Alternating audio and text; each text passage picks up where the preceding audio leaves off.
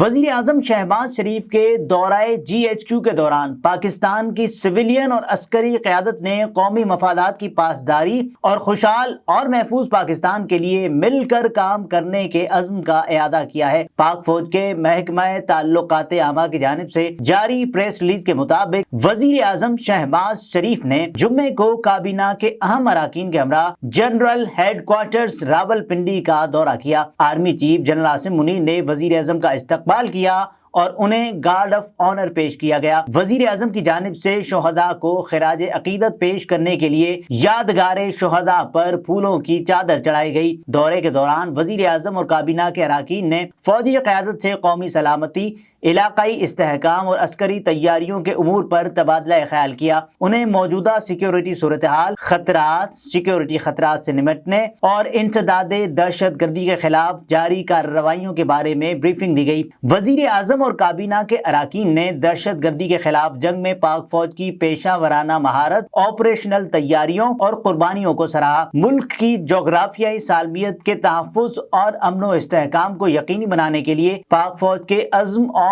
کردار کی بھی تعریف کی۔ وزیر اعظم نے یقین دلایا کہ حکومت مسلح افواج کی آپریشنل تیاریوں کو یقینی بنانے کے لیے تمام ضروری وسائل فراہم کرے گی۔ وزیر اعظم نے کہا کہ عروج پر پہنچنا پاکستان کا مقدر ہے اور پاکستان کے اس پرامن عروج کو یقینی بنانے میں مسلح افواج کا کردار ضروری اور انتہائی اہم ہے۔ آرمی چیف نے دورے اور پاک افواج پر اپنے بھرپور اعتماد پر وزیر اعظم کا شکریہ ادا کیا۔ آرمی چیف نے اس عزم کا اعادہ کیا کہ پاک فوج قوم کی توقعات پر پورا اترتی رہے گی اور پاکستان کو درپیش سیکیورٹی چیلنجز سے نمٹنے میں حکومت کی بھرپور حمایت کرے گی۔ دورے کے اختتام پر سویلین اور عسکری قیادت نے قومی مفادات کی پاسداری اور خوشحال اور محفوظ پاکستان کے لیے مل کر کام کرنے کے عزم کا اعادہ بھی کیا۔